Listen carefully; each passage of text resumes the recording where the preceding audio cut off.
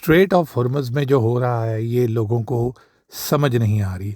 America बहादुर ने जब Venezuela के अंदर उनके प्रेसिडेंट को डेल्टा फोर्सेस भेज के, रेंजर्स भेज के, एक बात ज़हन में रखें, ये डेल्टा फोर्स वही है जिसने सद्दाम हुसैन को कैप्चर किया था, जिसमें ये कहते हैं अबू बकर बगदादी को इन्होंने किया था, और भी जो इस तरह के ऑपरेशंस होते हैं इनके अंदर ये डेल्टा फोर्स यूज़ होती है। सोमालिया में भी यूज़ थी, याद करें जब ये फंस गए थे ब्लैक हॉक डाउन में, तो इनको फिर पाकिस्तानियों ने वहाँ से इनकी जान बचाई थी।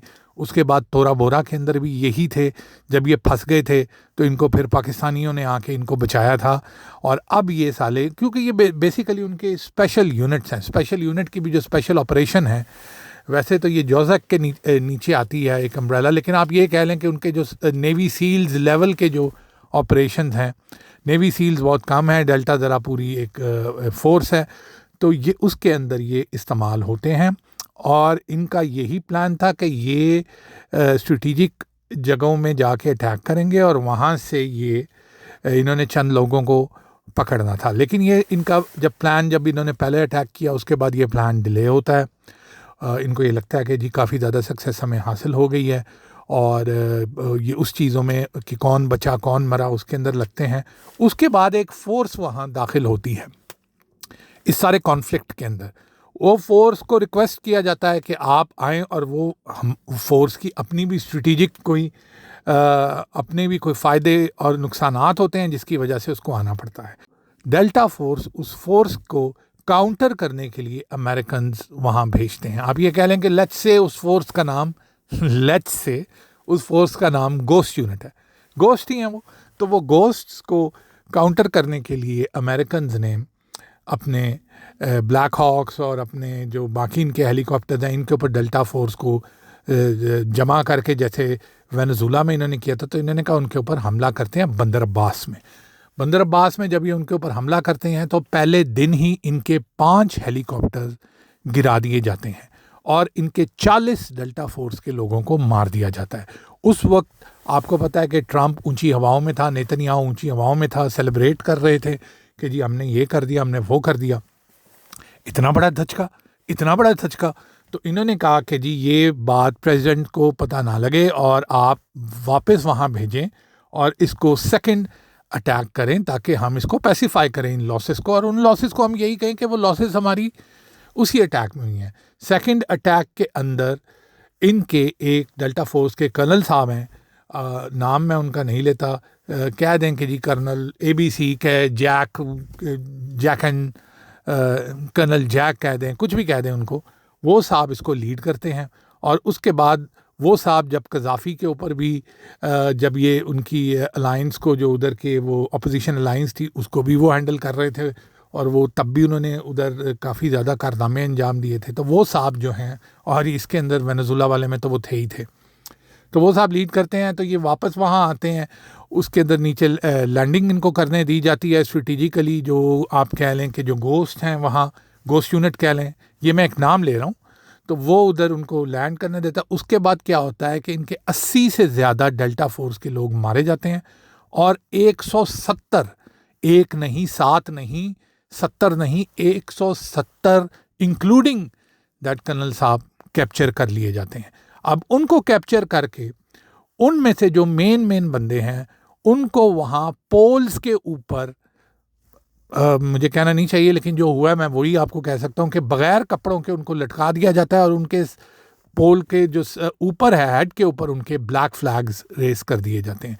दूर से लोग वहाँ देख सकते हैं, क्योंकि आपको पता है कॉन्फ्लिक्ट है, सेलर्स भी देख रहे हैं, दुबई वाले भी देख रहे हैं, कतर वाले भी देख रहे हैं, हर बंदा जो है वो टेक्नोलॉजी से देख रहा है कि जी उधर क्या हो रहा है। स्ट्रेट ऑफ हॉर्मुज़ में 54 किलोमीटर का सिर्फ वो एरिया है जो स्ट्रेट ऑफ हॉर्मुज़ है बंदर अब्बास से, तो वो वहाँ उसको देखते हैं, और उसके बाद फिर इनको बताना पड़ता है कि भाई जी ये हो गया, और वो तो वहाँ उतरने दे रहे। फिर इनको वो यूनिट बड़ा शरीफ यूनिट है, वो उनको कहता है कि जी आप जो हैं इधर मत हमले करें, मत बंदे मरवाएं, आप यहाँ से दफ़ा हो जाएं। तो वो लेकिन फिर एक लास्ट अटेम्प्ट करते हैं जिसके अंदर इनके 2 जहाज़ और गिरते हैं, 2 हेलीस, और डेल्टा फोर्स जो है वो इस ऑपरेशन को रोकती है। और फिर आप उसके बाद देखते हैं कि ट्रंप साहब की टोन ही बदल जाती है। वो कहते हैं जी हम जीत गए हैं, हमने कर लिया है, ख़त्म हो गया है, अचीव हो गए हैं ऑब्जेक्टिव्स, और अब इनको समझ नहीं आ रही कि क्या करें। या तो पर्ल हार्बर करें कि वो जो डेल्टा फोर्स वाले वहाँ लटके हुए हैं खंभों पे, उनके साथ ही बाकी सबको ख़त्म करें। लेकिन हमारी अगर उनकी तैयारी है तो जो फोर्सेस नीचे हैं, जो उनके अगेंस्ट लड़ रही हैं, जो गोस्ट यूनिट हम कह सकते हैं, उनकी भी तैयारी है। और वो कहते हैं अच्छा तू ये करेगा तो हम ये करेंगे। तो एक डेडलॉक लगा हुआ है जिसके अंदर पिछले 4 दिन गुजर चुके हैं। ये मैं आपको जब रिकॉर्ड कर रहा हूँ तो आप कह लें 13 तारीख है, पिछले 9 तारीख से 13 तारीख तक डेड लॉक लगा हुआ है। कोई किसी किस्म का अटैक ये नहीं कर पा रहे, क्योंकि इनको पता है कि वो बंदे हमारे उधर हैं, उनको बंदों को छुड़ाना है, मारना है, क्या करना है, अगर मारते हैं तो क्या करते हैं।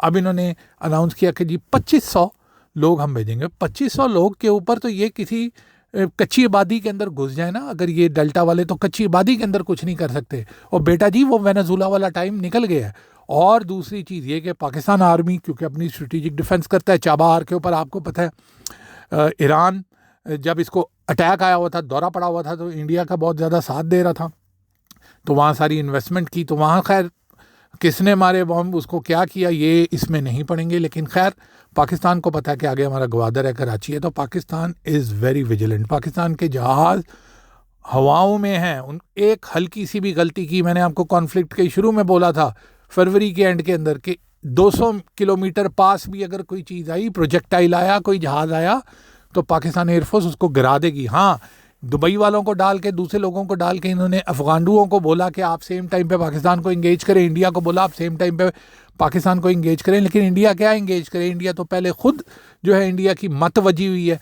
सियाचिन के अंदर पाकिस्तान जो है वो 25 किलोमीटर आगे आया हुआ है। द्रास के अंदर NH1 के ऊपर पाकिस्तानी सोल्जर, टाइगर हिल, शाइगर हिल, तोला लिंक तो पीछे रह गए हैं। NH1 के ऊपर पाकिस्तानी फ़ौजी जो हैं वो नाश्ता कर रहे होते हैं या सूप पी रहे होते हैं। और उस दूसरी साइड पे कश्मीर के अंदर इनके कई कमांडिंग हेडक्वार्टर्स जो आप कह लें ब्रिटिश दौर से वहाँ मौजूद थे, उनके ऊपर पाकिस्तानी फोर्सेस ने कब्जा किया हुआ है। तो ये कहाँ से इन्होंने आगे आने, इनको पता है कि हम जहाँ से भी आगे आएंगे ये तो 7 जगहों से हमारा इलाका छीन लेंगे, उस चीज़ को बहाना बना के। तो इसलिए इंडिया तो खामोश। अफगानिस्तान वालों को थोड़ी आखिर चढ़ी, अफगानिस्तान वालों की फिर तबीयत साफ़ की। पाकिस्तान एयरफोर्स ने कहा कि जी पहले, सबसे पहले इनके सारे जो एमुनिशन है उसको तबाह करें, फ्यूल डंप्स को करें। इन्होंने कई चीज़ें अब छुपाई हुई हैं वेयर हाउसेज़ के अंदर, वेयर हाउसेज़ को तबाह करें, इनकी लीडरशिप को ढूंढें। मैंने आपको बताया था कि लीडरशिप जाके छुप गई है ताजिकिस्तान के पहाड़ों के अंदर से। वहाँ से ताजिक कमांडोज को हमने बोला कि इनको वहाँ से भगाएं, वहाँ से ये बामियान आए और ये इधर उधर फिर रहे हैं, इनकी कोई उधर गवर्नेंस नहीं है। लेकिन पाकिस्तान का कोई किसी किस्म का इंटरेस्ट नहीं है कि हम अफगानिस्तान के अंदर जाके इस मैसअप के अंदर पड़े। हमारे पास अपना मुल्क है, हम अपने मुल्क का दिफा करना जानते हैं, हमें कोई ज़रूरत नहीं है किसी की ज़मीन को इस तरीके से हम ले और वहाँ जाके बैठ जाएं। हमारे पास भाई, हमारे पास, हम दुश्मनदार मुल्क हैं। ईरान अब सीधा हुआ है, लेकिन आप देखें पाकिस्तान की डायनामिक्स देखें, ईरान, अफ़गानिस्तान, इंडिया, अमेरिका के अलहदा थ्रेट्स, दुबई वाले अपनी फनकारियाँ लगा रहे हैं अपने पोर्ट के वजह से कि ग्वादर ना बन जाए, कराची ना बन जाए। BLA को ग्वादर से अगर ये चीज़ कर लेंगे तो हमारा तो दुबई जो है वो उसको लग जाएगा। तो हम तो भाई दुश्मनदार लोग हैं, हम ये चीज़ें अफोर्ड नहीं कर सकते। हम किसी की लड़ाई में जाके तो फौजी वहाँ भेज दें, भाई हमारे पास तो अपनी लड़ाई हो रही है, हम पहले उसको तो देख लें, उसको तो टैकल कर लें। तो इसके अंदर पाकिस्तान के अपने स्ट्रेटजिक जो है इंटरेस्ट हैं, तो पाकिस्तान ने उसका दिफा करना ही करना है। पाकिस्तान एक वक्त में कई जंगें लड़ सकता है और कई जंगें लड़ रहा है। जिसको नहीं यकीन वो देखे, अंधे हो, दिमाग ख़राब है, मतलब अब मैं क्या बोलूँ, इसके अंदर स्पेशल चाइल्ड हो, तुम्हें समझ नहीं आ रही ये चीज़। देखो 2025 के अंदर, सबसे पहले 2024 के अंदर ईरान की तबीयत साफ़ की जब उन्होंने हमारे पे मिसाइल मारे और उन्होंने प्राइम मिनिस्टर साहब ने बोला कि जी ये तो हम करेंगे। उसके बाद से क्या हुआ, बोलती बंद हुई ना। उसके बाद इंडिया, उसके बाद अफगानिस्तान। तो क्या मतलब पाकिस्तान तो मल्टीपल फ्रंट्स के ऊपर लड़ रहा है, पाकिस्तान आर्मी तो लड़ रही है अल्हम्दुलिल्लाह, कुछ भी नहीं हुआ हमें। और अगर आप ये कहते हैं कि हमारे शहरों पे हमले होंगे, ये होंगे, तो 2010, 12, 13, 14 इसके अंदर क्या हो रहा था, अल्हम्दुलिल्लाह हमने वो भी सस्टेन किया। तुमने लड़ना है तुम आके लड़ लो, तुम्हारी तबीयत हम साफ़ कर लेंगे। जिसने लड़ना है इकट्ठे होकर लड़ना है, इकट्ठे होकर आ जाओ, अकेले लड़ना है अकेले लड़ लो। तो अमेरिका इस टाइम के ऊपर ये नहीं चाहता कि पाकिस्तान को डिस्टर्ब किया जाए। पाकिस्तान अंदर से जो चीज़ चल रही है, देखें, अगर हमारे इंटरेस्ट को वो हिट करेंगे, हम उनके इंटरेस्ट को हिट करेंगे, इसके अंदर कोई दो राय नहीं है। हमारे साथ तमीज़ से बात करेंगे, हम तमीज़ से बात करेंगे। जैसा मुंह वैसी चुपेड़ बेस के ऊपर हमारी जो आर्मी है, पाकिस्तान का जो नेशन है, वो चल रहा है। आपने प्यार से बात करनी है, हम प्यार से करेंगे।